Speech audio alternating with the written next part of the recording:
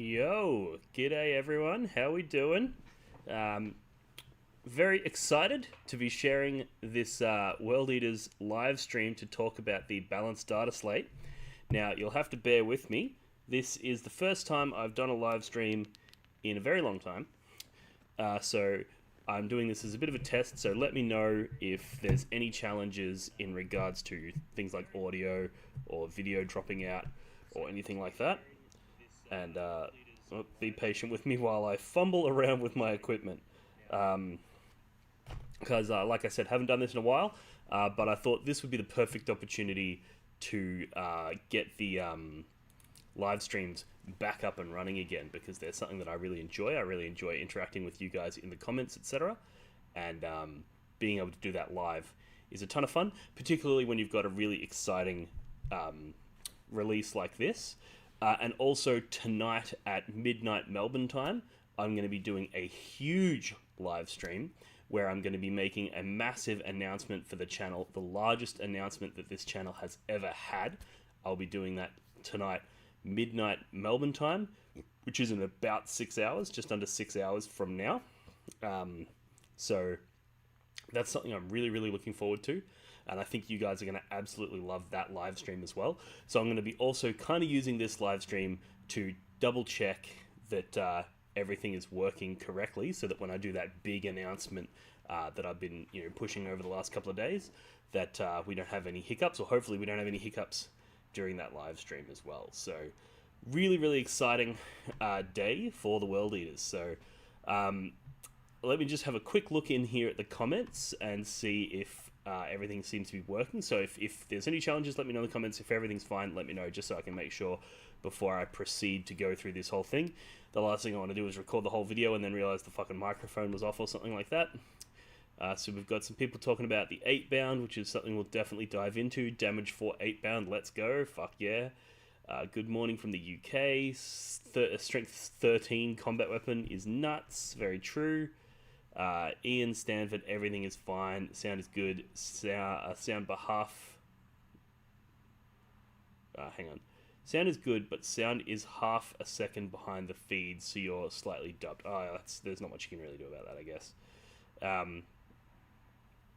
And Ben Wads, I'm assuming that's you, Wads. I could fumble around with your equipment anytime. Well, you'll be an excited boy because your World Eaters have got a fresh lease of life, so maybe we'll tee up a game and we can fumble with each other's equipment. So, yeah, Dataslate's out. There's a lot of really big and impactful changes in this Dataslate. It's bigger than I was expecting. They've done some stuff that's really, really inspiring and hopeful for the future. So let's just dive straight into it, shall we? So I'm pretty sure if I click, if I click on this and then I click on that, it'll pull up the. So this is the Errata for the World Eaters. I'll go through this first because it's the least impactful of all the stuff, and then we'll really get stuck into the rest of it. So the main changes that we've got here are the FAQ for whether or not Bloodletters can be summoned in the first battle round with their Summoned by Slaughter stratagem, which was previously butchered in the last update. But basically, the answer is no, they can't, in the same way that you can't rapid ingress in the first battle round, etc.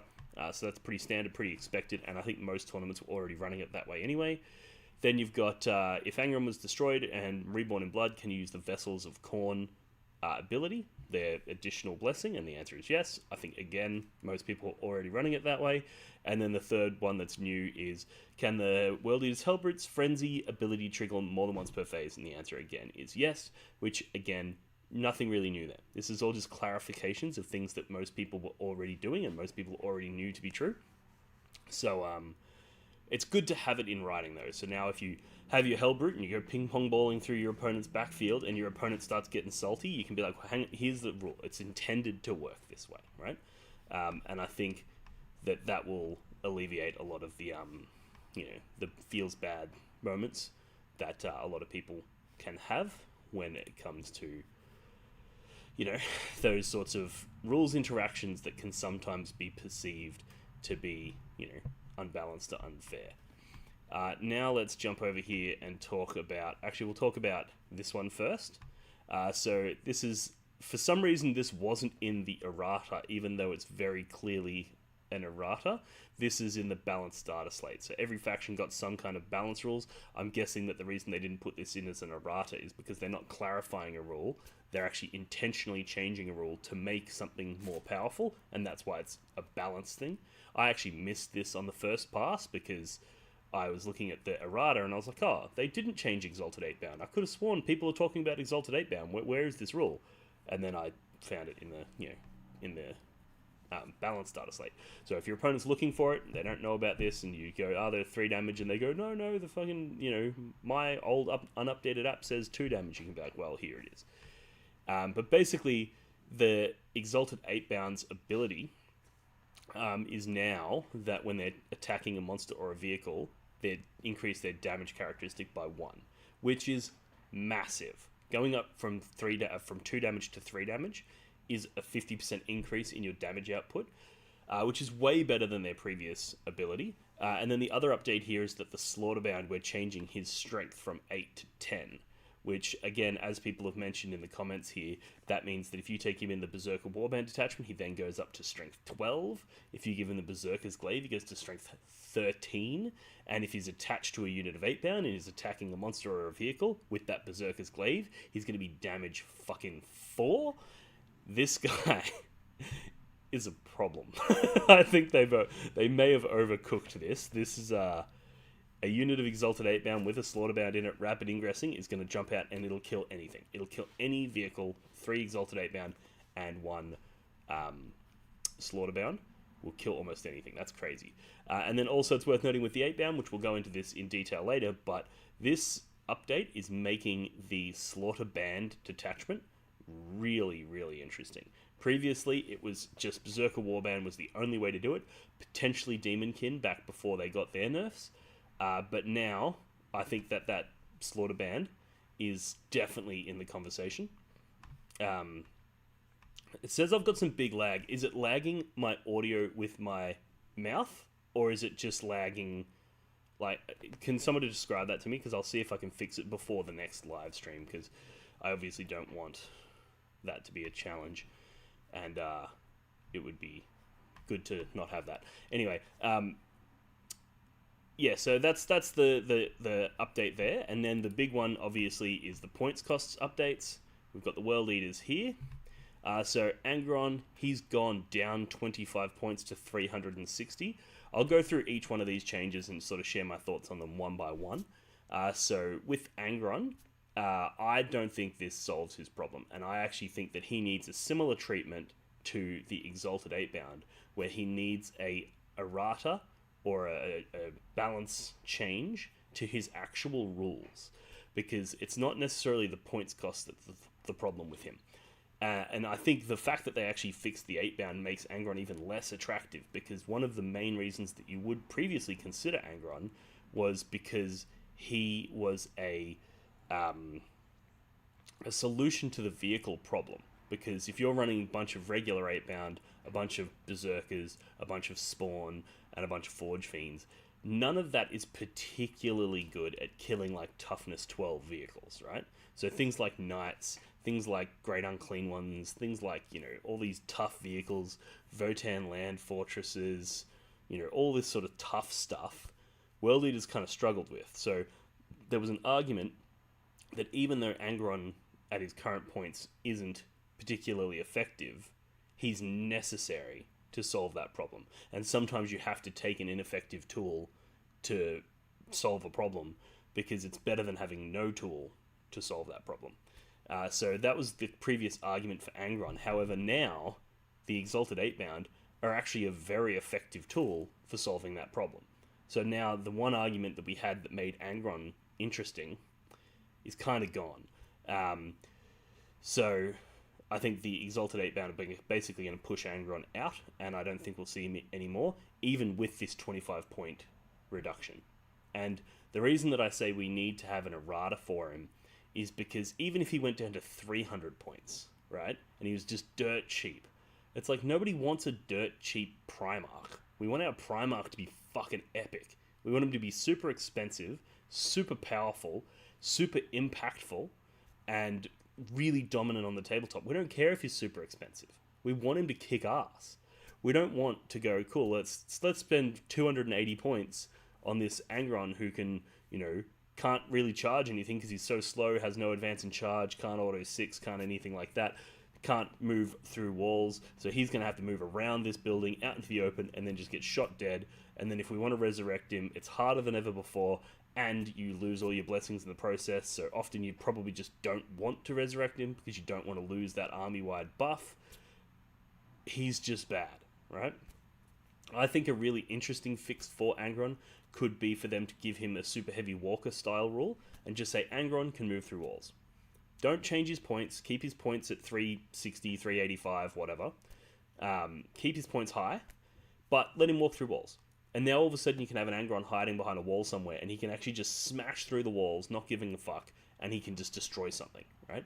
And that'll make him really effective, really impactful, without, and it also means like he's not going to be turn 1 charging anyone because he's only got that 14-inch move. So he's not going to be that crazy, but it will mean that you can utilize him without having to try to do all this crap to navigate terrain and have opponents put models in the very specific places where you could end your move, resulting in you not being able to move at all.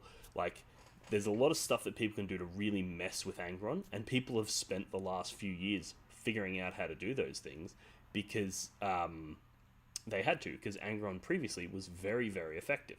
So people know how to mess with Angron, especially at those top levels of competitive play. People are not afraid of Angron. So they need to give something to make people afraid of Angron again, and I think that the simplest, cleanest, and easiest fix is to just let him move through walls. Ideally, I'd like to see his abilities revised so that they're actually impactful, so that they're actually relevant, but yeah, that would be really good. But as of now, a 25-point decrease for Angron, I think, does effectively nothing. The next one, Chaos Land Raider, down 20 points to 220. Now, this has me excited. I think this is really, really good. I was already on the, Chaos Land Raiders are good, bandwagon, especially the World Eaters ones. Now, you'll notice that they went from hitting on 3s to 4s, but they got twice as many shots, which actually means they now are more scary in shooting than they were before for a few reasons. One of them is that their average number of hits just went up, right? Because if they've got twice as many shots, they're hitting on 4s, we're going to, on average, hit the same amount of times as a normal Land Raider has shots, because they've got 2 shots per cannon, so 4 shots. We've got 4 shots per cannon, so 8 shots. We hit half the time, so we hit 4 times. They only have 4 shots. So effectively, we're going to be putting out like significant shooting damage with our Land Raiders. And then also we have some really premium units that can go inside those Land Raiders, so that transport capacity is actually quite impactful. So I can see this making gore track lists really quite spicy. So I think now we're seeing some of the other detachments that we hadn't considered before becoming a little bit more interesting with this data slate. I'm a big fan of the Land Raiders, so we'll see. Well, maybe towards the end of this video, after we've gone through it, we can pull up the app and we can write some lists together and see where we go. And I can also sort of talk you through a little bit about my process when it comes to writing lists. You might find that interesting as well. So, but yeah, Chaos Land Raider, that's really good. No changes to the Predators. Kind of disappointing. I would have liked to have seen them go down 5 to 10 points, but that's fine. Rhino, that's fine. Chaos Spawn going up 10 points. That's totally fine. I think they're still an absolute steal for 90 points. I would have paid 100. I would have paid almost 110. I think they're fantastic. Now, you might not spam them at this point. You might take 2 units instead of 3. I still think that 3 units of Spawn at 90 points each is an absolute bargain.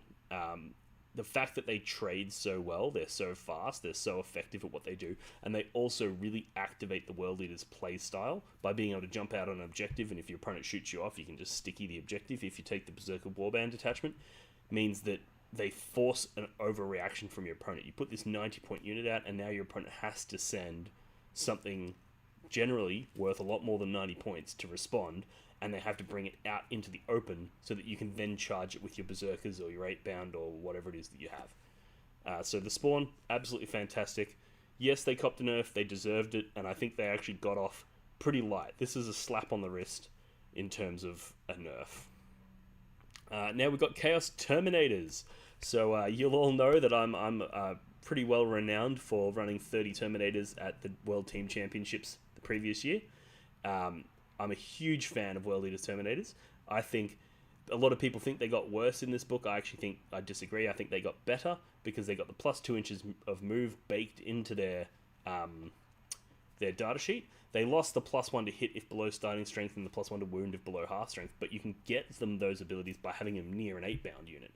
And because they get it from the 8-bound unit, you don't have to have taken the damage in order to get those buffs. So you can throw out a unit of 8-bound and a unit of Terminators, and now those Terminators are hitting harder than they previously were, they're faster than they previously were, and because you don't have to use your blessings to get the plus 2 move, and because you're not advancing, that means you're going to be able to get shooting in every time, and you also are going to be getting sustained or lethals or both, or dev wounds, whereas previously you were using those blessings to make your Terminators fast, whereas now you don't need to do that anymore. So the Terminators hit harder than they did before, and have all this other utility as well. So I think that the World Leaders Terminators are still really, really good. The fact that they also have access to things like plus 1 AP if you take them in the Berserker's Warband that they didn't have prior is really, really good. They have access to dev wounds now, which is really, really good. Turning those power fists into dev wounds on a 6s to wound, it's really, really cool. So I think Terminators are better now than they were when I took them at WTC, and I thought they were really good then. So you might see the return of a 30-nator list, especially with this. With the points going down, you gain a ton of points if you take 30 of these guys. And it's worth noting at this point that in my live stream that I'm going to be doing tonight at midnight, I'm going to be giving away 3 boxes of 10 World Leaders Terminators that were 3D printed by myself. Now, part of the reason why I'm giving these away is to celebrate the live stream, and also to celebrate this points cost. It's also because I was just digging around in the garage trying to find some equipment for this podcast, and I found 3 boxes of them, and they're left over from back when I used to sell them online. Now, unfortunately, GW hit me with a cease and desist, and I had to stop selling them online, which, I mean, fair enough, like, that it is a GW product. I'm not here to debate the legality or morality of them telling me to stop selling 3D prints. Like, that's a whole nother debate for another time. But I still have 3 boxes left over, and I've got so many Terminators on the shelf over there. I've got like 100 odd World Leaders Terminators painted and ready to go. I don't need these extra ones, but I can't sell them.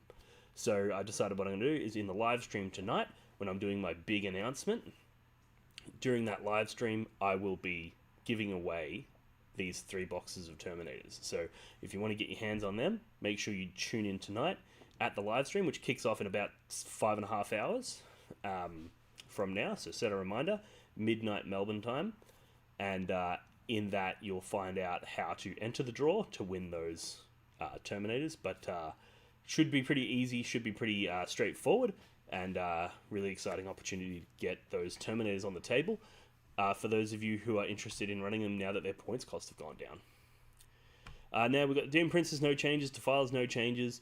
Now here's where it gets spicy. So we've got the 8-bound. They've gone down 15 points for 3 or 30 points for 6. So down 5 points each, which is a pretty good points reduction. It's the equivalent as the increase that the Spawn got, where they went up 5 points each. 8-bound went down 5 points each. And Exalted 8-bound the same, went down 5 points each. Actually, no, they went down a little bit more, sorry. So 3 models went down 20 points, so that's what, 6.66 points each. So they got a little bit cheaper again. So it's now 135 points for 3 8-bound, 170 for 6, and then 140 points for 3 Exalted, and 280 for 6. Now, this is really, really good. When I first started playing with this new book, the first thing I did was 3 units of 8-bound, 3 units of Spawn.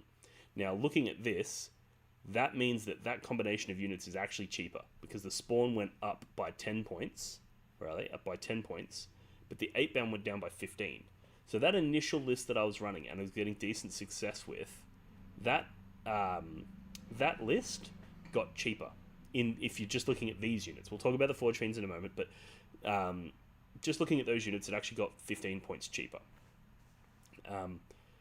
And I think that this makes the 8-bound and the Exalted 8-bound playable. Now, I don't think it makes them OP. I don't think we're going to see armies running, 3 units of 6 Exalted and 3 units of 6 regular 8-bound, because it is worth noting they still die very easily. They're still only toughness 6 with a 5-up invulnerable save and a 3-up armor save. Enough bolters will just put that down. Enough power fists will put that down. They're not super tough. However, now you don't feel so bad. If you send a unit of 3 8-bound out, they kill something off of an objective, and then they die in return, you're not super upset, Whereas previously, when you were sending out a 150-point unit, you kind of felt like you needed to get serious value out of it.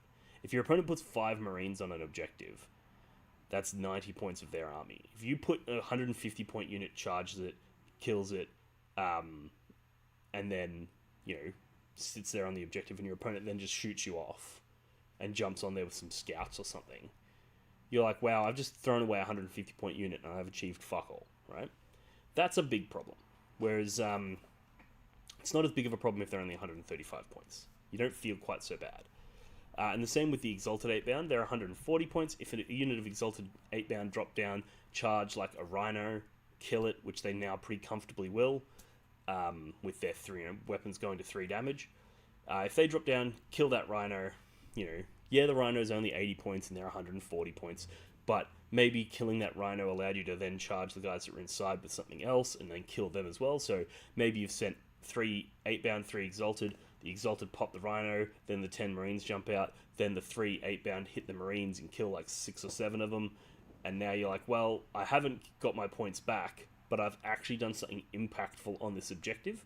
I've taken it off you, I've taken away your ability to hide in transports, and I've taken away your ability to effectively clap back. I'm happy with that. Whereas previously, you would have had to have thrown, over 300 points worth of your army to achieve that, and that doesn't feel so good. Whereas now being able to do it for less than 300 points, I think is a huge improvement. And you're going to see units of 3 Exalted and units of 3 8-bound, probably 2 of one and 1 of the other, maybe, in most World Eaters lists. I think where they're coming back in a big way. Now, the next is the Forge Fiends. They went up 20 points each. I think this is fair.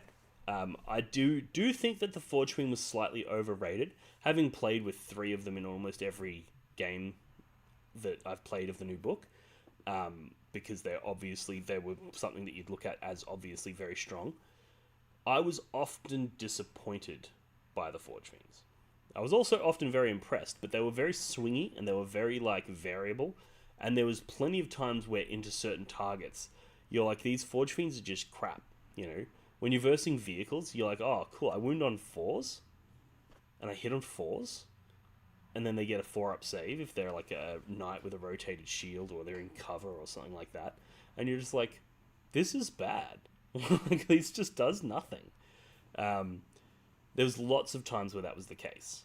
So I was already looking into dropping one of them and just running 2, and I think that's what a lot of people are going to do. I think you'll probably still see 2 of them in a lot of lists, because they do solve a lot of really important problems, but I don't think you're going to see 3 anymore.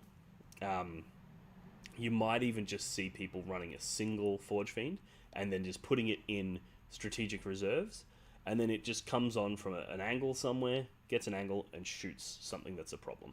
I think I like the idea of having 2 so that you can have 1 deployed on the table as a deterrent, and then another one in reserves as a unit that's designed to capture opportunities. So the deterrent Forge Fiend, he sits somewhere central in your deployment zone, where if your opponent moves this way, he can jump out that way and respond. If they move that way, he can jump out and respond. And as a result, your opponent has to make decisions with your Forge Fiend in mind. And then they also have to make decisions with that second one that's in reserves in mind. So they have to look at it and be like, well, you could bring that Forge Fiend on over here, so I can't just move there because you'll just come on and shoot me in your turn. So I need to hide in this ruin, I need to hide over here. And being able to force your opponent to put their models in certain positions because they're afraid of your shooting threat is something that is really, really powerful. It's a tool that World Leaders previously didn't have access to, so it might be a slightly foreign concept to some people. I know it was to me.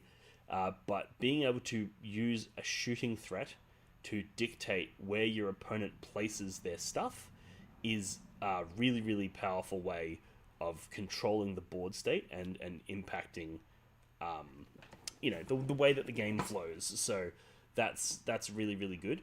And I think because of that, you'll still see one or two in most World Eaters lists.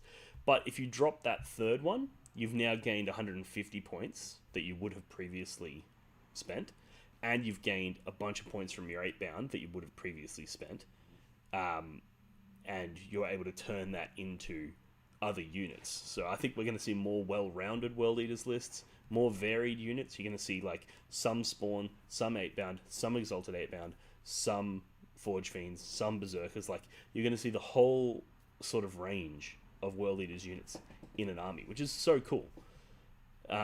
Other changes, so there's nothing on the Morphine, nothing on the Slaughterbound, which I think is very interesting because he benefits from the buffs to the Exalted 8-bound, because their buff is the unit.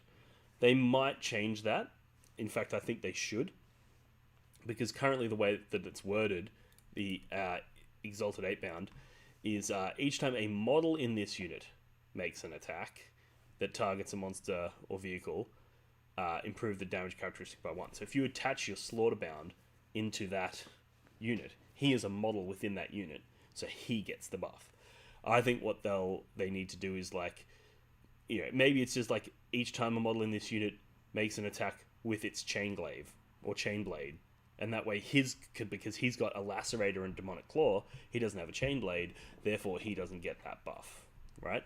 I think that's probably what they're going to have to do, because as it stands, him going to Strength 10, which makes him 11, 12, 13 with the Berserker's Glaive, with 6 attacks, going to 7, 8, 9 with his datasheet ability, plus another one to 10 with the Berserker Warband, and plus another one to 11 attacks with the Berserker's Glaive. So 11 attacks, hitting on 2s, Strength 13, AP 2 with the ability to go AP 3 with the Stratagem, and then damage 2 going to damage 3 with this ability, and damage 4 with the Berserker's Glaive. Like, that's a god killer. He goes in and just like one-shots Magnus. I mean, maybe not, but close. That unit will kill Magnus. And that's pretty wild. So I think that's probably not intended, and I think they're probably going to have to fix that. Whether or not they jump in and fix it immediately, or they wait for the next Dataslate, I think they probably should wait for the next Dataslate. I'm not a huge fan of them jumping in, changing things, then immediately changing the thing that they just changed, and then changing the thing that they just changed that they changed. Like, it's like, just fucking relax. Accept that you made a mistake here. It's not breaking the game. It's just going to mean that World Eaters players are going to have a ton of fun over the next 3 months running around with this this Berserker Glaive wielding maniac. He's also really good in the Slaughter Band detachment, and we'll get into that in a moment. But he's really good in that as well. So surprising that he didn't go up in points to reflect that. And I think that they probably just didn't think about it. They probably just thought, people are complaining about Exalted 8-bound being bad, let's just give them a new rule that gives them +1 damage, and people will be happy. And I don't think they thought about how that affects the units that you attach, the characters that you attach to him. Most people sort of view it like, you've got a character, if you attach that character to a unit, it makes the unit better. But in this case, it's working the other way around. It's like, you've got a character, and if you attach a unit to the character, you make the character better. And I don't think that's generally how they intended for character-led units to operate. But in this case, that is how that is going to work. No changes to any of the demons. That's pretty standard. Interestingly, I look at Scarbrand here at 305 points, and I think that's just criminally cheap, considering that Angron is 360 points, and they hit roughly as hard as each other. They're roughly as fast as each other. They're roughly as effective as each other. So to me, it's kind of criminal that he's so cheap, and criminal that Angron is so expensive. There's obviously differences, like Angron has fly, Angron has these random trash auras, Angron can be resurrected, so there's lots of reasons that you could argue that Angron should be worth more, but I don't really think any of them are particularly valid. So that's where we're at with the demons. And then we've got all of the detachment enhancements, which none of those received any changes either. So that's all really positive, because they were all, a lot of these stratagems and these enhancements very good value. And there's a few of them that I was expecting to go up in points. Things like the Berserker's Glaive, you never know. We've got an error down here. I hope that's not a problem. YouTube is not receiving enough video to maintain. Let me know if that's still coming through or if that's dropped off. I hope we're still live.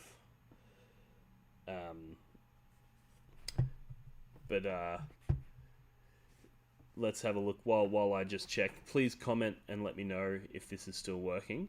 While we do that, I'm going to have a quick look through the comments that you guys have chucked in so far. So, wow, there's tons of them. Good job, lads. Sounds fine.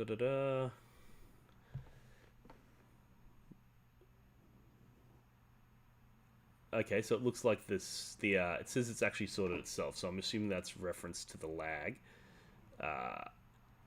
Slight lag. Goretrack worth a shot. I absolutely think Goretrack is worth a shot. Stage your Halberd behind a wall. Keep that sort of Damocles over your opponent's head the whole game.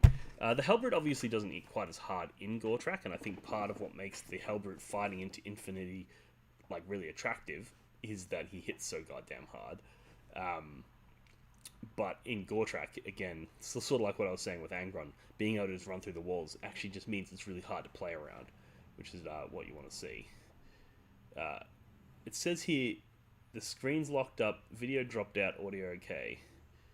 Prime Aussie internet, hamster wheel getting tired. Yeah, our internet down here is rubbish. So just give us a second. It's got a little prompt down here asking me to open the studio, so I'm going to open that and see what the problem is.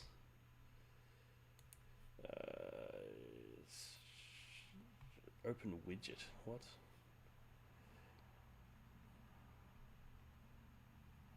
Alright. Open widget. I don't know what to do there. Stream status is poor. Aussie broadband is fucking rubbish. Let me know if anything changes, because there's not much I can really do from at this point. And maybe I'll just wrap up this video soon and do some investigations offline and see if I can figure out why that would be the case. So yeah, we'll see we go.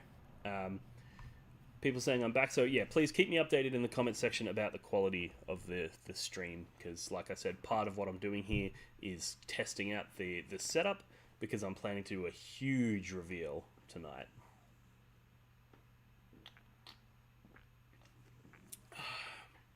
Take this opportunity to have some dinner. Jack Daniels. And it looks like we're back, so that's good. So overall, what are my thoughts? I think this is a really, really good update. And I don't just mean good as in like World Eaters got buffs, yay. I mean good as in this was a very effective balance. I think that things like the spawn on Khan also, I'm not sure if I mentioned in there, where, here he is, Khan. Khan went up 15 points, but who gives a shit? He was OP as fuck for 85 points. That's totally fine. Happy to pay that 15.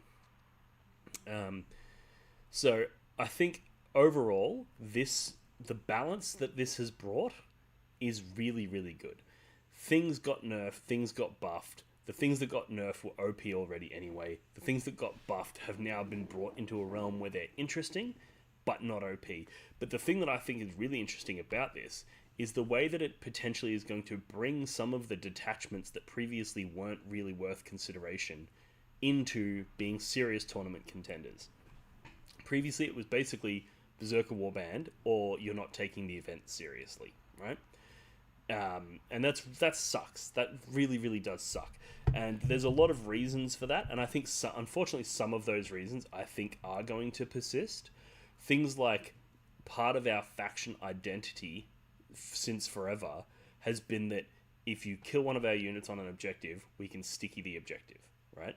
So that way, that sounds very basic, but it's actually a really important mechanic, because what it means is you can throw your 8-bound, your spawn onto an objective, And if your opponent just shoots you off and doesn't put models on the objective themselves, you still hold it.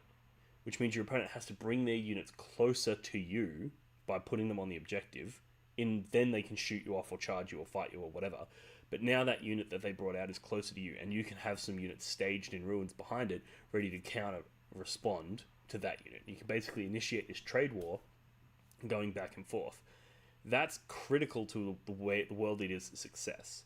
And regardless of what they do with the other detachments, if they don't have that, they're going to have this problem that is your opponent can kite you. Your opponent can just constantly stay outside of your charge range, and there's fuck all you can do about it. So that stratagem alone is so important to the World Eaters that changes that influence the other detachments need to be pretty severe for those detachments to become compelling. So that's the thoughts there. However, I think this has done a decent job of sort of bringing some of those other detachments up to be interesting. The two main ones that I think we're going to start seeing people use are Gortrak and Slaughterband. I think Slaughterband absolutely, Gortrak maybe. Gortrak could be interesting with like Exalted 8-bound with a Slaughterband attached inside a Land Raider. You give them the fights first enhancement, and now they can jump out of their Land Raider, hit something, kill it, jump back in the Land Raider in one turn. Then in your opponent's turn, even if they do kill your Land Raider and then go to charge the 8-bound that are inside, you get to fight first and you just kill them in their turn. So there's some really interesting stuff that you can do with Gortrak, specifically with Land Raiders, being able to move through walls. Like, that's really interesting, and I look forward to playing around with Gortrak. But also, in the Slaughterband detachment, you can get critical 5s, which is insane when you have sustained and lethals active, and you're just like, cool, a third of my hits, just their wounds now. They just go straight through, because you get an extra attack and you get a wound, which essentially means that whole pile that you just roll those 6s, the opponent just has to take those saves now.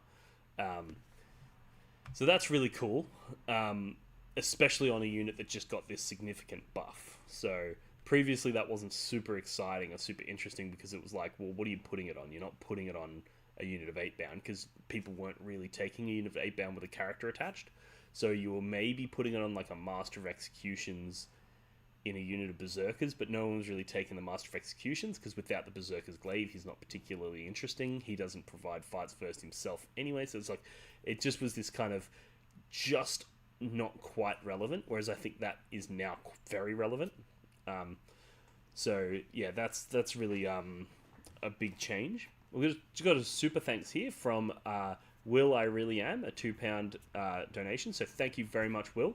And he's asked, do you think that World Eater need guns to work effectively? No, I would say, but it does help. You can absolutely win a gunfight with a chain axe, and we've been doing it for years before the Forge Fiends became part of the meta, and it's hard though, and it makes certain matchups very hard. There are a lot of matchups though where it doesn't really matter if you're playing into certain people. Like, I remember playing into Eldar players, and I would just put the 4-up fights on death active and just run at them, and they would freak out. Like, what are they going to do? Like, yeah, cool, you've got these witches in a transport, and I've charged your transport and killed it. I can't kill your witches, but then in your turn, you're going to charge me. You're going to kill my unit, but then half of my unit's going to fight on death and kill your whole unit. And as a result, they couldn't really charge me. They couldn't really do much. They couldn't shoot me because then I'd blood surge into them. Like, it's just an absolute nightmare for them to untangle that mess, and it required 0 guns. So you absolutely can play World Eaters without guns. You do not need them. However, in order to do that, you need to master the fight phase. If you're going in with sloppy tactics where you're like, I just charge things and kill them, and that's how I play the game, you will get ran through. You need to do really creative stuff with your pile-ins. You need to do really creative stuff with your sequencing, with your allocations, the way that you resolve all of those components of the game. If you're not on top of it, combat in itself is a very challenging way to play the game, because you have to expose your units. That's the main thing, is that you have to, in order for you to do damage, you need to come out of your hiding hole. Whereas shooting models, we've all played those games where your opponent moves so that only a millimeter of their model's hanging out from this side of the ruin so that they can see down and they can shoot you. And it's like, cool, you've just shot me from across the board and you're no more exposed than you were before. And now in order to get you, I still have to come out and close the gap, and I have to expose my units. You never really have to expose yours. That asymmetrical game style can be very, very hard to defeat if you're not bringing guns yourself. And also, one of the main things that I like about bringing guns, and this is something that we talked about earlier, was that you can force your opponent into certain areas of the board that your opponent doesn't want to be in. Like they might want to be on that objective, but they can't because you'll just shoot them off. So they have to hide. And I truly believe that the best way to play Warhammer 40k is what most people call a combined arms detachment, which is where you've got some combat elements and some shooting elements, because then you really get to use every part of the game, every rule, to come up with a really creative solution to any challenge that your opponent presents. You're putting in, if you've just got guns, your opponent goes, cool, I'll just make sure everything's hidden out of line of sight and you can't kill me, right? That's a problem. But if you've just got combat, everybody goes, cool, I'll just stay just outside of your charge range and now you can't charge me and you just lose, right? Whereas if you have both, now they're like, well, hang on, I have to stay outside of your charge range and I have to stay outside of your shooting line of sight. That's fucking hard to do. That doesn't leave you very much of the board to play with. So then they have to start entering the world where they're like, okay, well, what am I happy for you to kill? What am I happy to sacrifice this turn to achieve my objectives, knowing that it's going to die because I can't avoid you? Whereas if you don't have shooting or you don't have combat, your opponent can go, I'm going to sacrifice nothing and still achieve some of my goal. They won't achieve all of it, but they'll achieve some of it. And if they're able to achieve some of their goal for the first couple of turns while sacrificing nothing, and in the first couple of turns you're sacrificing things to achieve your goals, by the time it gets to turn 3, you've got not enough stuff to fight theirs, and then they can send everything out at once, and it's a huge problem for you, because now their whole army's descending on the scraps of what's left of your army, and it's a problem. So that's why I really like the combined arms detachment, and I really do think that World Eaters with Forge Fiends is a completely different beast to World Eaters without them. And I also think that the Chaos Terminators are a similar category here. Chaos Terminators provide a lot of shooting as well. So the World Eaters Terminators, because they get reroll hits versus the closest target, that's a ton of bullets with a ton of rerolls. They're just good. It's surprising that the amount of things that you'll kill with that, especially with the autocannons with their dev wounds and their sustained hits. Like there's a lot of damage that comes out of there, surprising amount of damage. So definitely consider those. While we're talking about the Terminators, I'm just going to bring it up again. I'll probably bring it up several times throughout this video, that tonight, midnight, I'll be doing a live stream with a massive channel announcement. Absolutely monstrous announcement. The largest announcement that I've ever done on this channel. It's truly huge. And during that announcement, I'm going to be doing a bunch of giveaways. One of them is I've got 3 boxes. I've got them right here, actually. 3 boxes of Terminators. And these are 3D printed Terminators, my red butchers that I used to sell on Etsy. Unfortunately, Games Workshop shut down my Etsy store, so I can't sell them anymore. And I was just doing a bit of a cleanup in the garage, and I found these 3 boxes, and I was like, well, what am I going to do with them? And then I looked at this and went, oh, they went down in points. That's interesting. People might want them. So I've decided I'm going to just give them away because I can't sell them. And I'll be giving them away tonight at midnight on that live stream. So if you want to pick up some Terminators, check that out. And it's also just going to be an awesome conversation tonight with a big announcement. And yeah, that's going to be really cool. If anybody else has any questions that they would like to see me answer now, Super Thanks is a great way to do it. If you just hit that donate button down there, chuck us $1, and it'll highlight your question, and then I'll know to answer it. Whereas if you don't do that, it's like an ocean of comments. I don't know which ones are comments, which ones are questions, and what's what. So it makes it really hard to discern. So if you want your question answered, chuck $1 in there. I appreciate the donation, and you get your question answered. So my overall thoughts here is that this is good for internal balance.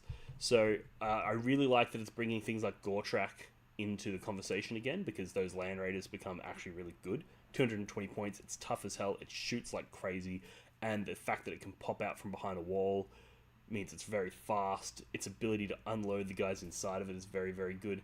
It's worth noting that if you're got a unit of 8-bound inside a land raider, and that land raider moves and ends its move 9.1 inches away from an enemy unit that has a reactive move, you haven't triggered their reactive move, and then if you disembark out your 3 inches, that disembarkation move doesn't trigger their reactive move, right?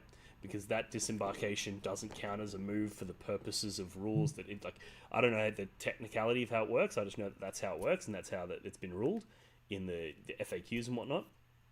And what that basically means is that one of the worst things about World Eaters is every time you move near someone with a reactive move, they move away from you and it becomes really hard to charge them, whereas the Land Raider gets around that because you can move, disembark your 3 inches, and you can still charge because of the assault ramp. So that's really cool. And that makes the Land Raider really interesting. So I think the Gortrak players are going to be very happy, especially like Gortrak with Terminators inside Land Raiders is kind of cool. It's definitely a vibe. Like that's some old school World Eaters craziness, and that's going to be a ton of fun to play. But I think the shining, obvious buff here is going to be the Slaughterband detachment. We've got the question down here from Will I Really Am again. Thank you. He's saying Mauler Fiends over Forge Fiends now? Question mark. Combat and guns. I don't know if I would call what the Mauler Fiends have guns. Like it's a 6-inch range and it's only really effective if it's within 3 inches. It is a gun and it does shoot, but it doesn't provide that same utility that I was referring to. Like your opponent isn't going to be like, I need to deploy over here. I need to hide behind this wall so that Mauler Fiend doesn't shoot me. I don't think there's going to be much of that. So I don't think it provides the same utility as the Forge Fiend's guns do.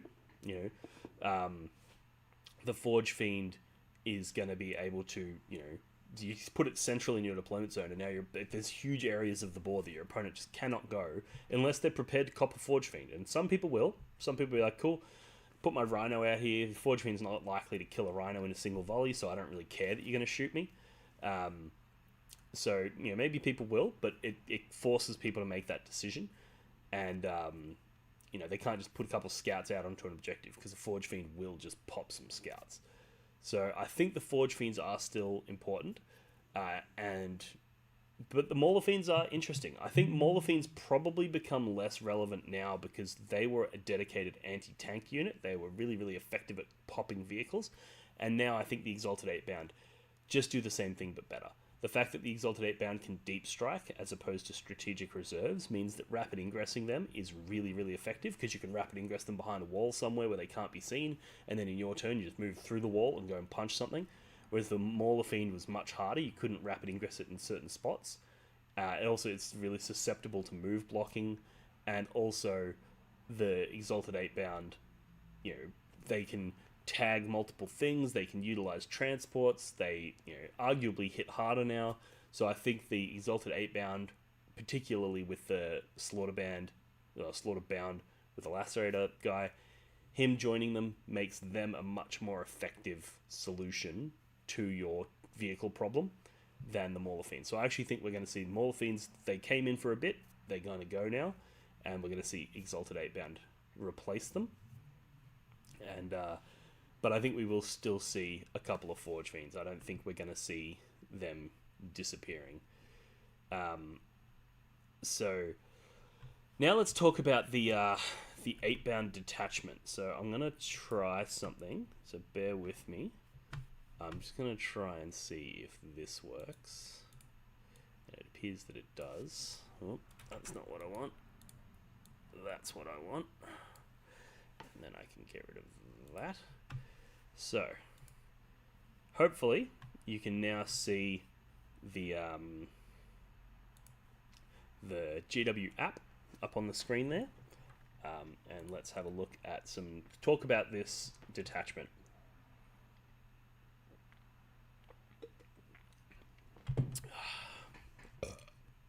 Sorry. So, Codex World Eaters.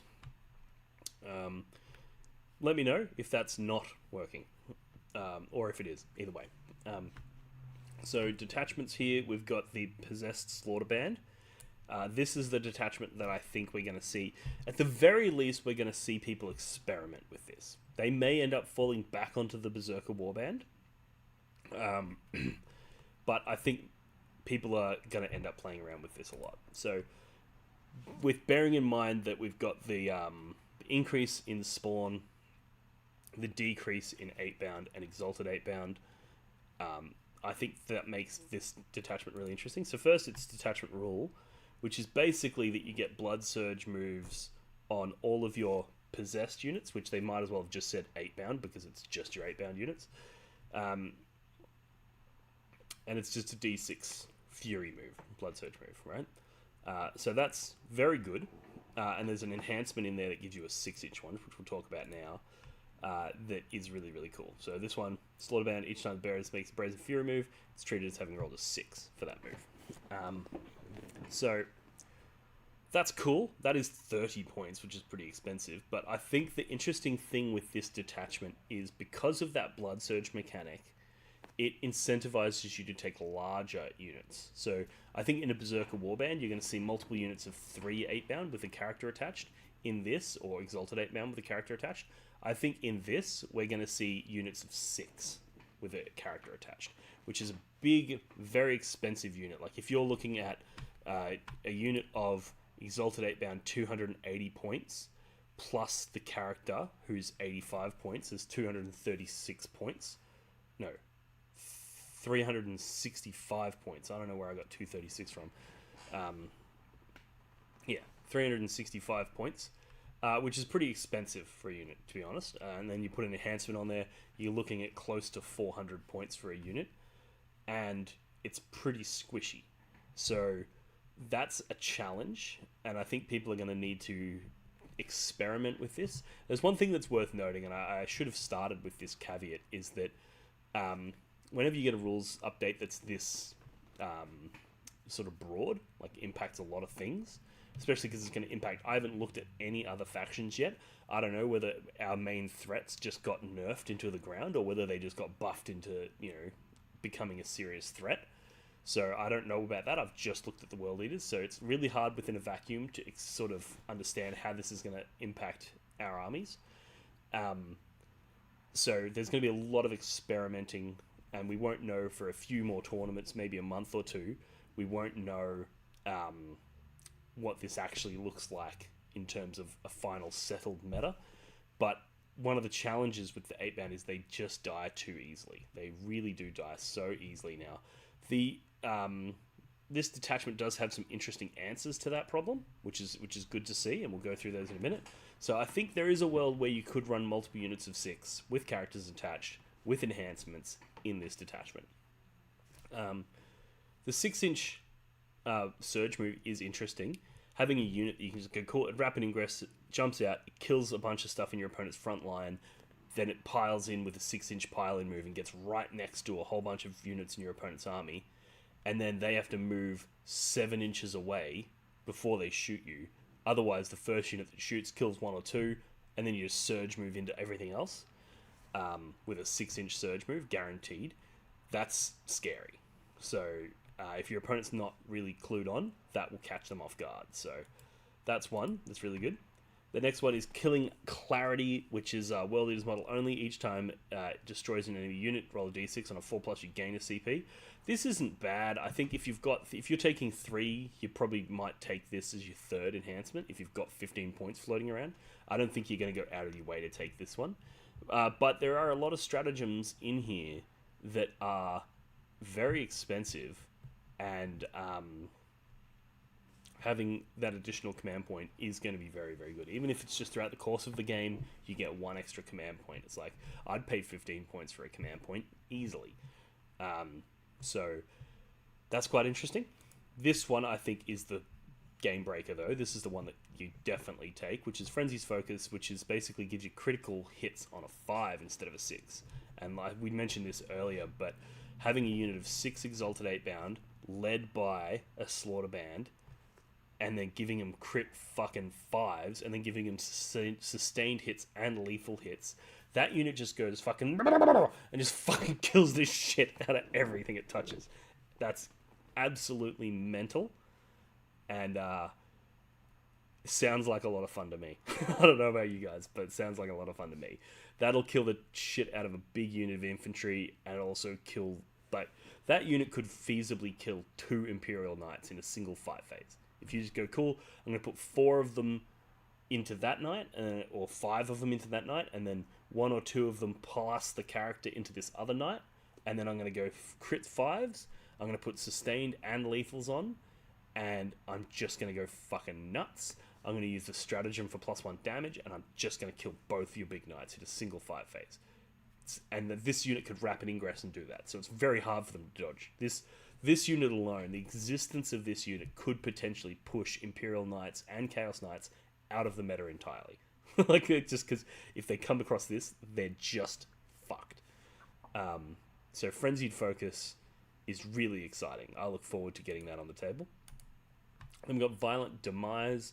So this one is a World Eater's Demon model only. Basically, on a 2, it explodes on a 2+ instead of on a D6, and instead of doing D3, it's D3+1. This is cute. I don't think it's particularly exciting though. Being able to go, when I die on a 2+, every unit within a certain range is going to get D3+1 mortals, is pretty good, especially if you've got one of those smaller units. I think this is more interesting on a 3-man, where you can like rapid ingress it, send it into the heart of your opponent's forces, fight a couple of things, right, and then pile into something that you know is going to kill you, and then they kill you, you explode on a 2-up, and then you go, now I'm just killing a whole bunch more stuff, or I'm finishing off units that I didn't quite kill before. I think that Violent Demise is really, really cool. So that's the enhancements, and I think all of those are really good, especially considering the changes to the 8-bound and the Exalted 8-bound and the points reductions on the 8-bound. But let's have a look at the stratagems. Now, there's a couple stratagems in here that are really good. So you'll notice a lot of these are 2 CP, or 2 of them, the 2 main ones, 2 command points. So that's why I was saying it's pretty good to be able to generate those command points. You've got the battle tactic here, which is basically in your opponent's shooting or fight phase, you can put -1 to wound on yourself. This is one of the reasons why I feel like this detachment is leaning towards those bigger units. Because if you take 6 guys and a character, your opponent goes, I'm going to shoot you. You can go, cool, I'm going to put -1 to wound on. Now when you shoot me, instead of killing 4 guys, you're killing 2. And then I'm going to blood surge those remaining guys into you. And then when it turns over to my command phase, the character's going to resurrect one of the 2 guys that you just killed. And you can't shoot me because I'm in combat with you now. Like, that combination of being able to add the durability whilst being able to do the blood surge, whilst being able to resurrect models, makes this really interesting. So that, it's 2 CP, so it's definitely something you're going to have to save up for. But very, very effective. Very, very good. Then you got Demonic Strength. This is the one that you'll often spam, and another reason why I think the bigger units are really effective in this detachment is because you spend 1 CP and every model within that unit is going to get +1 damage. If it's 8-bound into non-vehicle, non-monster, if it's Exalted 8-bound into vehicles and monsters. And this is why I think with that, for 1 CP, you can now take that unit of 6 with a character attached and kill 2 big knights. Or if you take a unit of 6 regular 8-bound with a character attached, and you charge into a bunch of things that are non-infantry, that are non-vehicle, non-monster, like, each one of those 8-bound is going in with 3 damage melee attacks. They just cleave their way through Terminators. They cleave their way through other World Eaters. They cleave their way through things like Blade Guard and, other sort of scary marine combat units. Like, they're fucking crazy. So I think that this stratagem is a detachment defining one, as is the Demonic Resilience. But there's more. They're all really good. So this one, all bar one. This one, in the fight phase, just after an enemy unit has selected its target, you just can fight on death. Now, a lot of people think, well, this is weird because World Eaters already have access to fight on death via their blessings. But what this means is that you can take sustained and lethal hits as your blessings. You can take a 6-man Exalted 8-bound unit with a character attached to give you critical 5s, and you can go, cool, a third of my hits just go straight up, right? That unit's terrifying. That unit goes in and blasts a bunch of shit, then has a 6-inch consolidate, tags a bunch of shit. If your opponent falls back, you can blood surge into them. So your opponent goes, okay, well I can't really effectively shoot them, so I'm going to have to charge them to kill them. But you've got sustained and lethals active, and then for 2 CP, you can just fight on death with the whole unit and keep your sustained and your lethals without having to roll anything. This is insane. This, if you time this well, if you save your CP by not committing too much in those early turns, bank your CP, discard secondaries that you don't want to score. Like if it's only going to score you 1 or 2 points, let's say you draw cleanse, and there's you only really have access to one objective. Don't even bother cleansing it. Just discard the card, get your command points, generate up a bank of command points, and then you can go, cool, this turn I'm going to drop down, I'm going to move out, I'm going to blow up a whole bunch of stuff.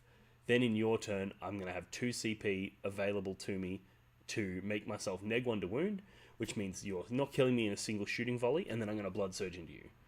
And then we're going to tick over into the fight phase, and I have another 2 CP waiting, ready to auto fight on death if you charge me. You can't shoot me, and if you charge me, I'm going to kill you anyway.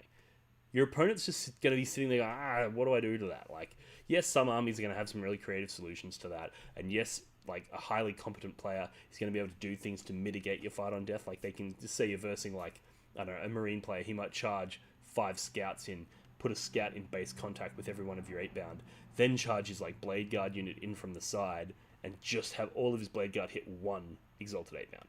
And now they can all fight, they wipe out your unit, and then when your models fight on death, all of them bar 1 are going to have to fight the scouts, because they were within base contact of them and not within engagement range of the blade guard, so they can't fight the blade guard.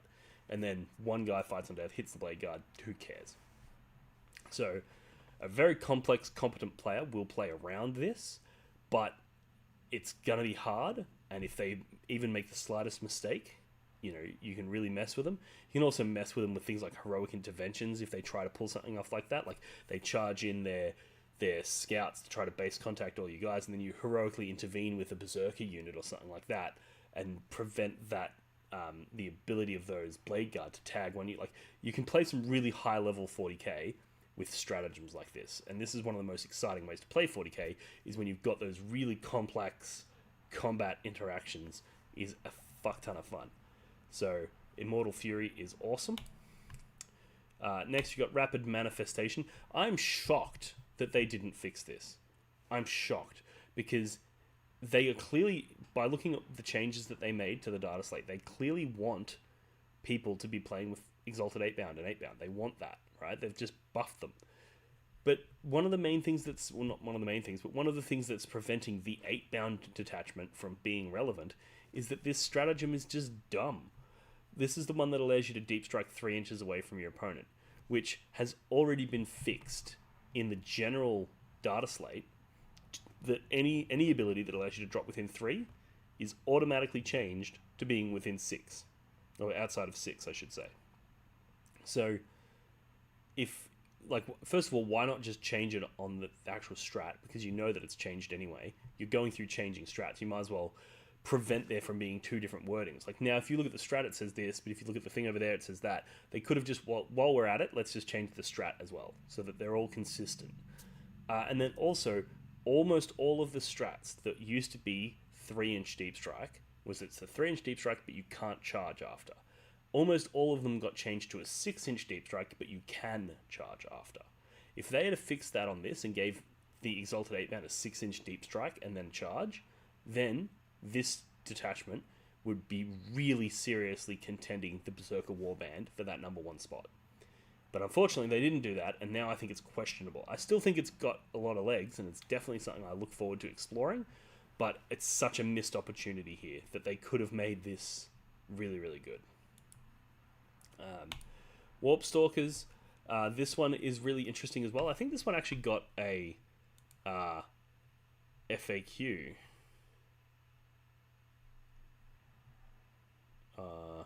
No, I don't know what I was thinking of. But basically, this is... I'm sure it did. Warp Stalkers. Oh, it was in the FAQ in the last lot, so that means that this should be up to date.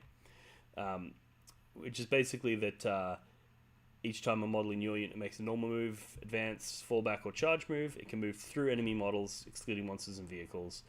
And if it's a charge move, it can end within engagement range.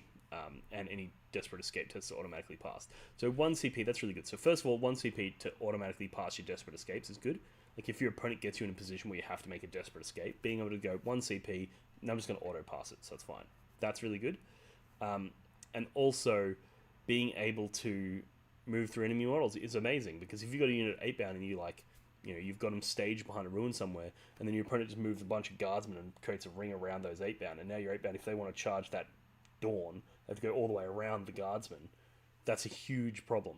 And the best thing about stratagems like this is that, say you've got your 8-bound and they're in this ruin here, your opponent's got a Rogal Dawn and a bunch of guardsmen. If you don't have this stratagem, they're going to disembark their guardsmen from their transport or whatever. They're going to move up, they're going to move, and they're going to advance, and they're going to put a bubble around you so that you can't move through them, right? And they're just going to do that, and there's nothing you can do to stop them. Whereas if you have this stratagem, you never have to use it. Because what you do is you say to your opponent, before they do this, you go, just so you know, if you try to do that, I can just for 1 CP jump straight over your guardsman and charge that tank anyway. And when you tell your opponent that, well, now they go, okay, well, I won't do it then. I won't bother. And then they send their guardsmen off somewhere else. And then in your turn, you just move out and hit the tank anyway. Or maybe in this case, they now have to move that tank outside of your charge range. They have to move it somewhere else. And as a result, you're dictating their movements, you're dictating what they're doing without having to ever use the CP.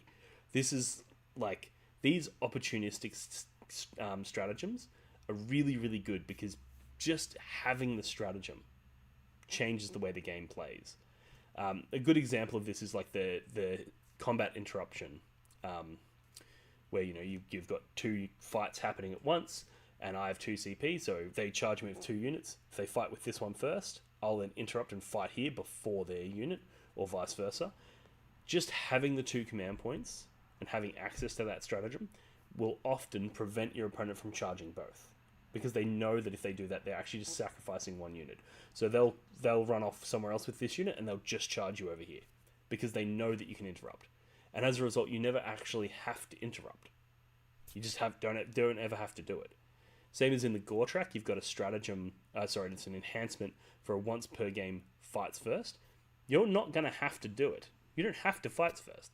The very fact that you have the capacity to means that people will not charge you. Because if they charge you, you just turn on the fights first and you kill them. So they're not even going to bother. And therefore you never actually activate that ability. Just having it alone is the power of the ability. And I think this is a similar one. Being able to just go, I can just jump over you, just changes the entire sort of cadence of the game. And that's really important. It's also really cheap, so it's really easy to threaten. You're almost always going to have 1 command point in your opponent's turn. So your opponent is never going to be like, yeah, but you don't have the command points to do it. Because you're like, well, start of your turn, I generate a command point. It's your movement phase. I haven't spent anything yet. I can't spend anything. So, yes, I do have the command points to do this trick. So then they don't do it, and then you go, okay, cool, you finished your movement phase, everything's moved, and then you go, cool, I'm going to spend that 1 CP that I was threatening to use Warp Stalkers on, I'm going to spend that on a Rapid Ingress on my Exalted 8-bound, and boom. And now your opponent's like, fuck, if I had known that you were going to Rapid Ingress those guys, well, maybe I would have pulled those guys out to block you. But if they do pull those guys out to block you, you just don't Rapid Ingress, and you just use this to get over the thing. So it's really interesting the way that sort of stuff pans out. And then the last one, Horrifying Violence, which is that in your opponent's command phase, 1 possessed unit, every unit within engagement range must take a battle shot test subtracting 1. I actually think it's interesting. I don't think it's particularly great. Battle shock tests typically aren't. But if you do have a unit of 6 with a character attached, so 7 guys, and you've managed to go out and tag a whole bunch of things, maybe 2 units on objectives, like 1 unit on this objective, 1 unit on that objective, and you're strung between, and you've tagged both of them, and now you can go, cool, for 1 CP, you have to take a battle shock test on both of those units, and if you fail either of them, it could be 5 battle points that they lose, because they no longer control that objective. That's really, really cool. Or it could be something that that their plan was to spend a bunch of stratagems on, command points on. Maybe they have a stratagem for fallback and charge. or fall back and shoot, and you're like, cool, well, if I get lucky and I battle shock this guy, you're not going to be able to fall back and shoot, and therefore your whole game plan falls apart. So there will be some cases where this is actually a really effective stratagem. So I think all of these stratagems are really good. The only one that's really, really bad is the manifest, rapid manifest, which I'm just surprised they didn't fix. But with all of those stratagems, and factoring in that we've got... Hang on, let me just get rid of that. Get that, and bring that back up. Given that we've had these changes here to your 8-bound, I actually think that all of a sudden the fact that all of those stratagems apply to 8-bound, and 8-bound just got more effective and cheaper and better, really does bring that Slaughterband detachment into the conversation in a serious way. One of the main criticisms of 8-bound is that they die really easily. This detachment has a stratagem that allows you to make them neg1 to wound. I think in this detachment, you're definitely going to want to have a Demon Prince on foot so that you can discount some of these stratagems, because a couple of them are 2 CP and all of them are good, so you're going to want to use multiple of them. So being able to go, well, I have the capacity to do a stratagem for free, means that I can use that Warp Stalkers to jump over your unit for free. Or I can put myself at neg1 damage, neg1 to wound, and it's only going to cost me 1 command point instead of 2. There's a few things that you can do that are really enhanced by having that capacity to, once per battle round, get a discount on your stratagems. So, yeah, that's my thoughts on these changes. I think this is a really, really exciting update. I think it's made Goretrack and Possessed Slaughterband interesting, arguably almost on par with the Berserker Warband, which means that you've now got 3 viable ways to play the World Eaters. Maybe if you include Khorne Demonkin, because I do still think they have legs, you've now got 4 of our detachments that are interesting. Quick word on the Terminators is that I think in the Vessels of Wrath detachment, those Terminators become real menaces, because you can go, well, these Terminators now have sustained lethals and dev wounds, and they're only 350 points for 10 of the motherfuckers. They're actually tough, significantly tougher than 8-bound. 2-up saves with 4-up invulnerable saves is just hard to get through, especially if you're leveraging cover and ruins and things like that. I think the Terminators in Vessels of Wrath detachment is really interesting. And because you get all of the buffs, you get all 3 of the buffs. You could still run them in the Berserker Warband to get your Strength 10 on your Power Fist, which is really good, and your extra attacks. It probably, to be fair, is still Berserker Warband if you're running the Terminator style list. But Vessels of Wrath is an interesting one as well.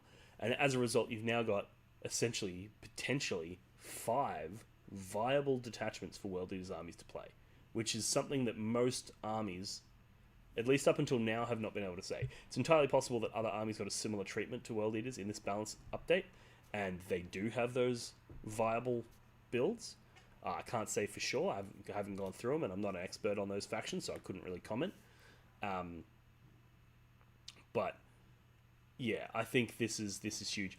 If you want, let me know in the comments section below, in the chat, if you want to talk about Chaos Space Marines. I know that this channel is a bit of both. Maybe I'll do a separate video for them.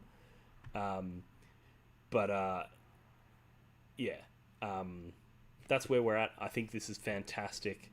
I think the change to the 8-bound here, this single update in our balanced data slate is a significant one. It's going to seriously redefine the army. Let's have a quick look here.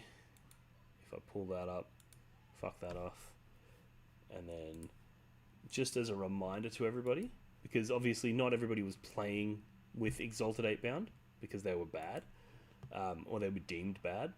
So people might not be aware of what this change actually is replacing. So the Rip and Tear used to be each time a monster or a vehicle within engagement range of one or more units from your army falls back, models in that enemy unit must take desperate escape tests. So, not trash. It just means that if you tag their vehicles and then they go to fall back with their vehicles, there's a non-zero chance that they're actually just going to die. But you know what's better than having a potential for them to die on the fallback? A increased chance of them dying when you just fucking punch them. So, yeah, that's where we're at with that datasheet ability. I think it got rid of a relatively non-relevant datasheet ability and gave them +1 damage, which is an amazing datasheet ability. So, really good upgrade. We've got Will I Really Am has asked another question here. So Termies then 8-bound for the 1-2 punch meta. That's very true. You could definitely consider doing a combo where you take some Terminators, some 8-bound, some Exalted 8-bound, and use them as needed. I think a unit of 10 Terminators is a fucking awesome rapid ingress threat. You rapid ingress it behind a ruin, you move out 7 inches, you shoot something with all your bolters, you do a bunch of damage to it, then you charge something, you punch the crap out of it. Really, really good combo. Because they have the guns, they can do something that the 8-bound can't, and that is they can drop down, and if your opponent... So that combo we were talking about earlier, where you've got unit of 8-bound in a ruin, then your opponent has like a Rogel Dawn and some guardsmen. One of the things that they can do, previously they would just box you in, right? And you would have to then all of a sudden go all the way around the ruin and you're not charging the Dawn, right? But because you can jump over them, they're not going to do that anymore. What they're going to do is like 3 inches in front of, or 2 or 3 inches in front of their Dawn, they're going to put a line of those guardsmen. And now your 8-bound can jump out, but they can't charge the Dawn. They can only charge the guardsmen because they can't fit their base in between the guardsmen and the Dawn. And depending on how big your guardsmen are and the positioning and stuff like that, your opponent's going to be able to box you in and basically make it so you can't charge the Dawn anyway. Whereas Terminators don't play that shit. Terminators just rapid ingress down, come out, and they go, oh, cute guardsman, fucking and they kill them all. And then they charge the Dawn and punch it to death as well. So Terminators have a very unique tool set within the World Eaters in that one unit shoots very effectively and fights very effectively. So I think that there's definitely a world where you take a unit of 10 Terminators, a couple units of in a Berserker Warband detachment. You take a unit of 10 Terminators, you take a couple of units of 3 Exalted 8-bound with characters attached, you take a couple units of 3 regular 8-bound, and the character can jump between. And by that I mean, depending on which matchup, you can attach him appropriately. So if you're versing something like Knights, you attach the characters to your Exalted 8-bound. If you're versing somebody that's like, Marines or a mixed army that's got like, a couple vehicles, couple of infantry squads, you maybe attach one to an 8-bound, one to an Exalted 8-bound. And if you're versing somebody who's just running tons of infantry, you attach them both to your 8-bound. So there's multiple ways that you can do that.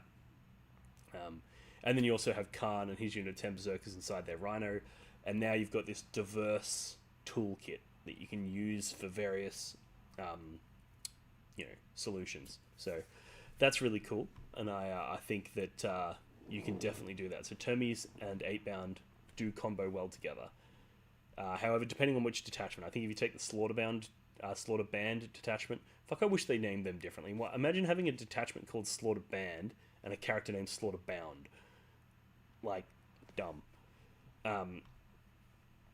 They really should have had, like, you've got 8-bound, you've got Exalted 8-bound, and then what they should have done is come up with a new name for something, but it's like a Lord 8-bound or something like that. Whatever. Aspiring Lord 8-bound or something. That would have been way easier. Anyway, got a couple questions here. I'm going to scroll up and just pick out a couple questions if I can. But also make sure you let me know in the comments if you want to go through any other factions while we're here. We can go through the CSM if you want to. I'm pretty knowledgeable on those. Or we can do it as a separate video. Let me know what you think. I've got Ben Wads saying, please run triple Land Raiders. You're the only person with 3 of them. I used to run a list, I called it the Chad Raiders, because I've actually got 5 Land Raiders, but I've got 3 really, really nice ones that were made by, what's his name? Icarus Patton on Instagram. I'll actually grab one and show you.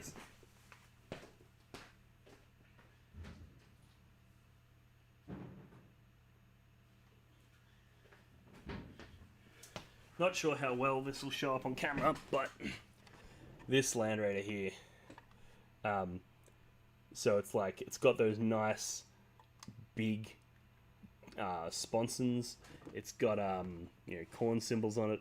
It's got skulls embedded in this corn symbol on the front here. Skulls coming down the side there.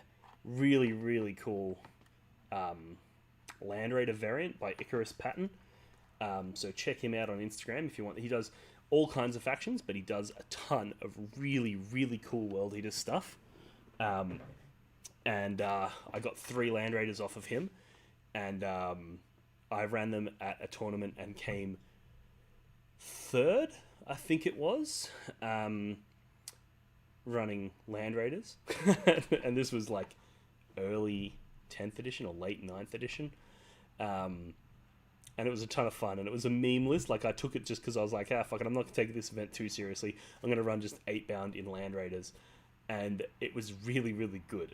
Like, this is interesting. So, because what I'd do is you don't have to deploy in them because they're not a dedicated transport. So what you do is 6 inches or 9 inches in front of them, you deploy your 8-bound, and you deploy your Land Raider somewhere safe out of line of sight. And then if you go first, you can scout your 8-bound forward and then go and charge somebody. But if you go second, you could scout your 8-bound back and embark in the Land Raider.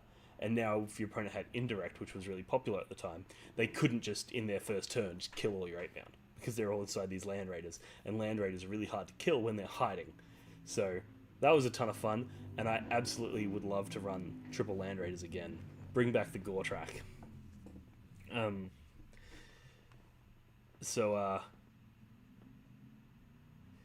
There's a few questions here. So, Ander R saying that he's played over 30 games with Goretrack and he can't remember using the fights first.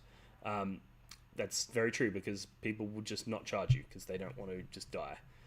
We got Pius. Hey mate, just wanted to say thanks for how you handled me not knowing what I was doing at the WTC replacement for Cyprus, and all the best. Love the content. It was great to meet you, man. And it's really nice of you to step in. And so for those who don't know, we basically, at WTC, we played into Cyprus, and there was a challenge with the visa for their World Eaters player, so he wasn't able to attend the event. And that resulted in them needing to find a replacement player. And Pius was able to jump in there and help them out and pilot their World Eaters for them. So we got to play around into them, and it was a really, really good round. Had a ton of fun, and it was great to see that sort of community rally together to help them out. Really, really good to see.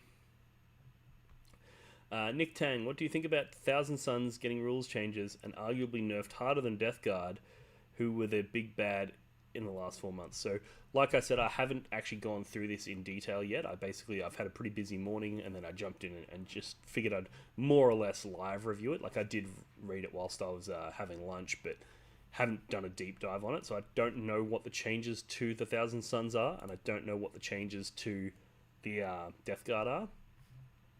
But, yeah, we are the superior legion, so I don't really care what happened to them. No, I joke. Obviously, there's what we've done here, where we look at our internal balance, right? We look at how the changes impact the decisions we make internal to our faction. However, the changes to other factions are arguably just as important, because if the meta shifts, like for example, when the Chaos Knights and Imperial Knights got their buff previously, that was a huge shift, and then all of a sudden we needed to start bringing Maulafines. Nothing changed in our rules, but all of a sudden our lists changed because the meta itself changes, right? So things like Death Guard are a real problem. If Death Guard didn't get sufficiently nerfed and are still a real problem, that is going to impact the decisions that we make. So, for example, looking at 8-bound, that's the main thing that we've been talking about here. 8-bound are 3-wound models with no feel, no pain. So if the units that are in the meta right now that do 3 damage remain powerful, that's a problem for the 8-bound build. Whereas if those 3 damage units get nerfed, like the Forge Fiend, for example, well, that actually makes it an even stronger case for 8-bound being the thing that you need to consider to take in your upcoming games. So the very fact that the entire game gets updated at once means that it's going to take a lot of time to sort of solve this and figure out what becomes better, what becomes worse, because we can look at it internally and we can go, oh, Goretrack is all of a sudden really interesting because Land Raiders got cheaper and Eightbound got cheaper, and now you put Eightbound in Land Raiders and you can get fights first on Eightbound and you can do this stuff, like that's really interesting. But if it turns out that there's something out there that now just absolutely fucking dumpsters Land Raiders, like all of a sudden it's not really that good, right? So there's a lot of things to consider, and I think that's the T-Sun's Death Guard. I have to look into it to give you a proper answer on that, but I do think that it is an important question to ask, so that's good. Do you think they just made Eldar Auto win, but making an already S-tier army cheaper? Seems we are in for 6 months of broken elves. Again, I'm not sure what changes they've just made to Eldar. I, for one, have never, outside of when 9th edition first dropped, was it 10th edition first dropped? Yeah, when 10th edition first dropped, and Eldar had those, like, the big Wraith Knights with the D-cannons and all that crazy shit, I was scared of Eldar then, but I haven't been since. I think World Eaters match up really, really well into Eldar, simply because they're quite squishy, they die quite easily, and that allows us to, like, if one 8-bound gets into a unit of Banshees, like, you charge them with, 3 8-bound and a character, if they kill, the character, like, they precision out the character and kill 2 8-bound, and there's only 1 8-bound left, but then he goes in with his 6 attacks, hitting on 2s, winning on 2s, going through their armor, like, he might just kill a fucking unit of Banshees himself. One guy. And then if you fight on death with 1 or 2 of those other guys and you get 2 guys fighting, you just do kill the whole unit. So, because they're so squishy and we are so scary, I've never really found those Eldar matchups to be that big of a challenge. Now, maybe that's more of a comment about the Eldar players that I play against. Maybe that's more of a comment about,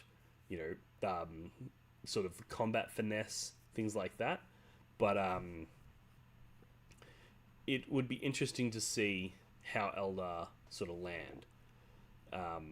What else have we got in here? You definitely want a Demon Prince for the CP economy here. I feel like you can even argue for 2 Demon Princes to have a bigger aura. That's true. Problem when you go 2 Demon Princes, now you're talking about 400 points worth of your army. This is obviously talking about the CP economy in the context of the Slaughter Band detachment.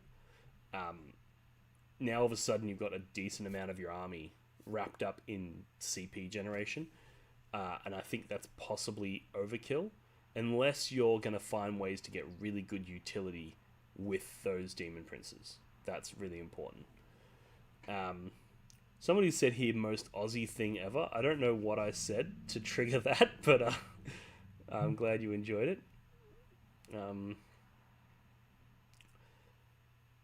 Is the Khorne Lord of Skulls viable? I would have loved to see it go down 5 points.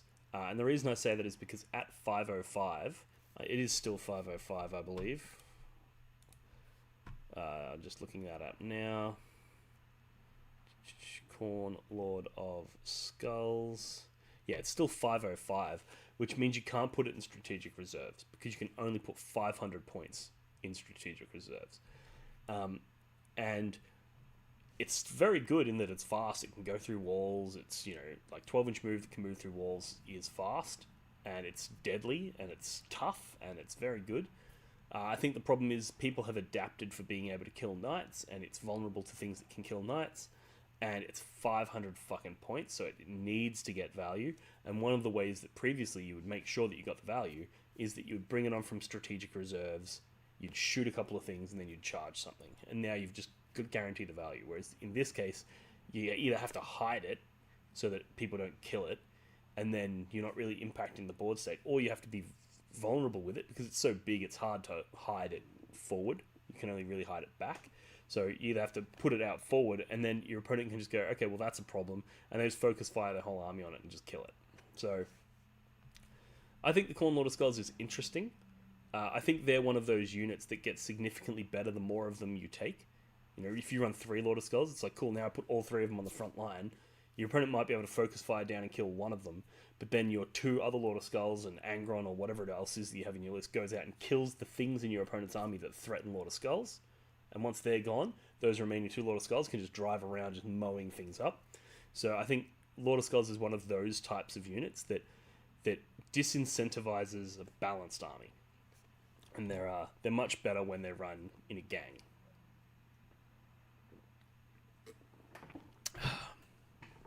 What other comments have we got in here? And Gortrak was always the best attachment. I'm just waiting for everyone else to find that out. Fights first best on Mo. Another Mo for Scout 9. Yeet the fight first brick into their army and threaten a blood surge. So that is really interesting. What you can do is you put the Scout 9-inch on a Mo. You put him in a Rhino. That Rhino now scouts up. But then at the start of that first turn, you disembark that unit, you embark another unit, and then you can send that unit all the way up as well. And now all of a sudden you can get your scary unit with your, fights first all the way up into your opponent's army. There's a lot of really cool stuff you can do there. I don't know if I think Gortrak was always the best attachment though. I think it was always a really interesting one. My concern is the damage output is just a little bit too low. But that might change now that units are cheaper. 8-bound are cheaper, so you're less, you're less concerned if they're not doing a massive amount of damage. And the Exalted 8-bound are cheaper and do more damage, so they're going to be a lot more viable in that detachment. So that could be different now that Gortrak has got some buffs to it. And I think Land Raiders are just a really spicy take that's going to make Gortrak interesting. So I'm going to wrap it up here. The last question here is, Sugar Dota, have you cooked up any new lists? Haven't yet.